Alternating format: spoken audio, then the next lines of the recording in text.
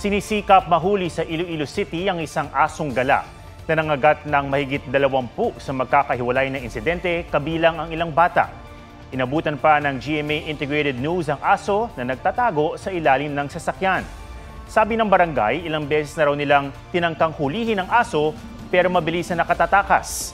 Nangako ang Iloilo City veterinarian na huhulihin agad ang aso lalo't pinaghihinilaang carrier ito ng rabies.